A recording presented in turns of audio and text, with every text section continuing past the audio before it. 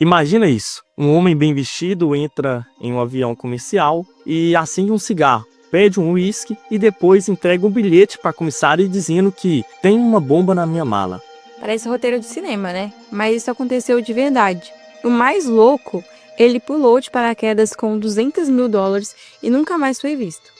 Essa é a história de D.B. Cooper, o sequestrador mais misterioso da história dos Estados Unidos. Um homem que virou lenda, desafiou o FBI e simplesmente desapareceu no ar.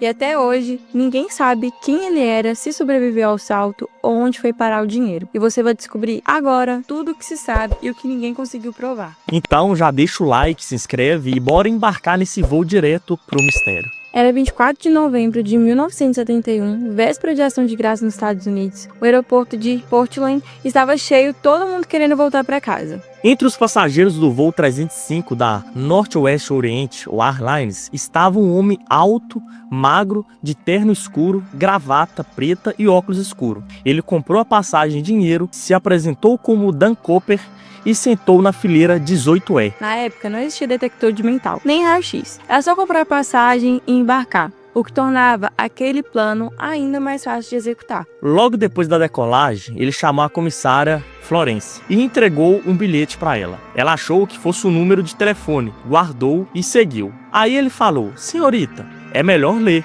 eu tenho uma bomba." Imagina o pânico. Ela olhou e o bilhete dizia calmamente que ele tinha uma bomba e queria que ela sentasse ao lado dele. Ele abriu a mala discretamente. Dentro tinha fios vermelhos, cilindros e algo que parecia um detonador. Florence ficou em choque. Mas ele era calmo, educado, sem nervosismo. Não gritou, não ameaçou ninguém, apenas disse: "Tudo vai ficar bem, contanto que faça o que eu peço." E aí ele fez suas exigências. $200 mil em nota de 20, 4 paraquedas, 2 principais e 2 reservas e um caminhão de combustível pronto em Seattle para reabastecer o avião. Parece muito específico, né? E foi isso que chamou a atenção da FBI depois. Ele sabia exatamente o que pedir, como se tivesse experiência militar ou em alguma aviação. O piloto recebeu o bilhete e avisou discretamente a torre de controle. Em minutos, o FBI e CIA já estavam acompanhando o caso. Enquanto isso, o Cooper se manteve tranquilo. Pediu outra bebida, acendeu outro cigarro e ficou olhando pela janela. Imagina a calma do cara no meio de um sequestro. O voo seguiu normalmente. Cooper até deixou os passageiros tomarem café e irem ao banheiro, como se nada tivesse acontecendo. Ninguém na cabine de passageiros sabia o que se passava por ali. O avião pousou em Seattle pouco depois das 17 horas. E lá estavam os agentes da FBI com o dinheiro e os paraquedas. Tudo exatamente como ele pediu. Eles entregaram os $200 mil, o que hoje seria mais de $1,5 milhão.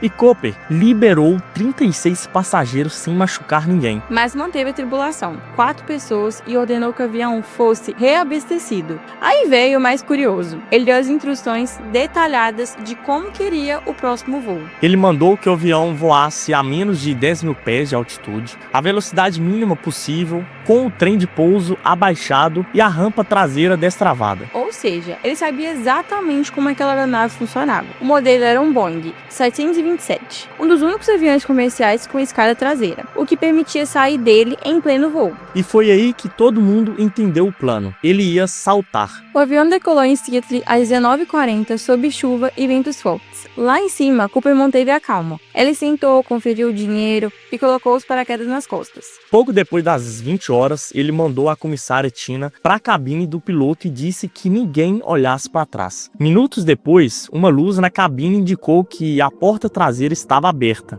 O piloto sentiu o avião balançar, e às 20h13, sobre o sudoeste de Washington, um sensor registrou uma mudança brusca da pressão, momento exato em que Cooper saltou. Lá fora estava escuro, chovendo e com ventos a 320 km por hora. Temperatura próxima de zero. Era praticamente suicídio saltar naquela condição. E o cara pulou mesmo assim. Nem o avião de escolta viu nada, nenhum radar detectou, foi como se ele tivesse evaporado. Quando o FBI examinou o avião depois, encontrou apenas uma gravata preta presa no assento e 8 pontas de cigarro no cinzeiro. Nada mais. Nem o paraquedas reserva, nem a maleta, nada. O homem desapareceu no ar, literalmente. Assim que o avião pousou em Reno, o FBI já estava lá esperando, mas não havia nenhum sinal de Cooper. O plano era simples, mas impossível de rastrear. O avião não tinha câmeras, o dinheiro não tinha rastreador e os radares perderam ele no meio da tempestade. Nas horas seguintes começou a maior operação de busca da história da aviação americana. Foram mobilizados helicópteros, caças policiais estaduais, cães farejadores e até o exército. Mas o terreno onde ele supostamente caiu era denso, cheio de árvores, lama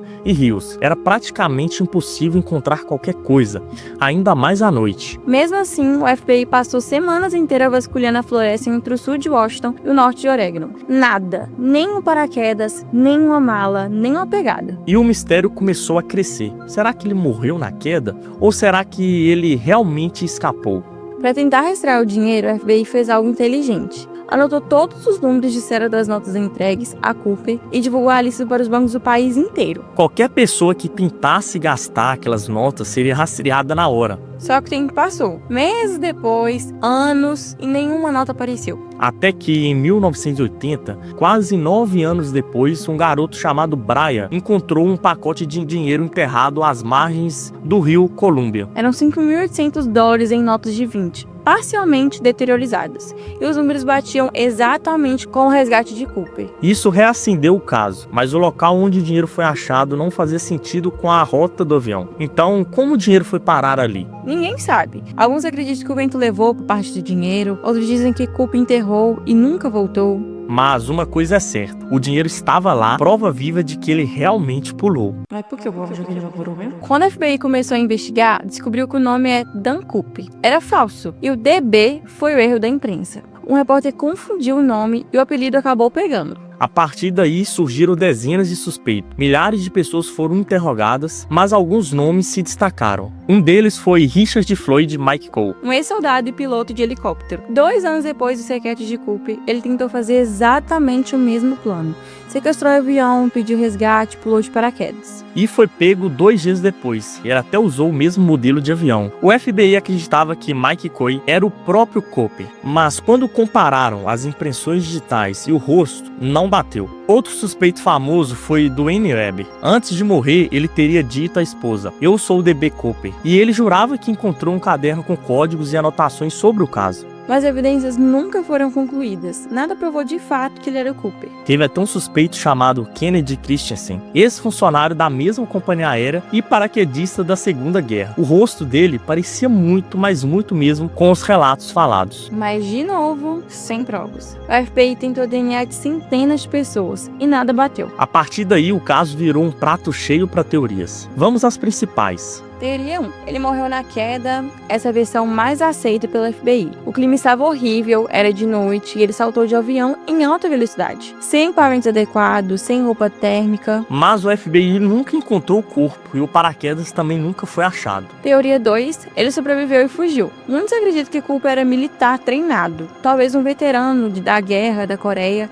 e sabia lidar muito bem com o clima extremo e salto de paraquedas. Essa teoria explica o comportamento calmo dele e o conhecimento técnico sobre o avião. Tem gente que jura que ele viveu o resto da vida em segredo, talvez em outro país e tal. E teoria 3, o cúmplice secreto. Alguns acreditam que ele tinha a ajuda de alguém em terra. Um comparsa que rastreava o avião, talvez até pelo próprio controle aéreo. E tem até teoria maluca dizendo que ele era um agente secreto da CIA, testando um plano de fuga de alto risco. Ou que o dinheiro era parte de uma operação militar, mas o FBI descartou oficialmente todas as teorias de conspiração. A verdade é que ninguém nunca conseguiu provar absolutamente nada. Depois de mais de 4 décadas, o FBI finalmente encerrou o caso em 2016. Eles disseram que todos os recursos foram esgotados e que nenhuma nova pista surgiria. Mesmo assim, os arquivos continuam disponíveis para o público. E há grupos independentes que ainda o investigam por conta própria. Inclusive, o caso de DB Cooper virou o único sequestro aéreo não resolvido da história dos Estados Unidos. E até hoje, o salto dele continua sendo o único caso de sequestro de avião que terminou sem mortes e sem prisão. O caso de DB Cooper virou parte da cultura americana. Virou música, série, quadrinho, até reverência em Loki, da Marvel.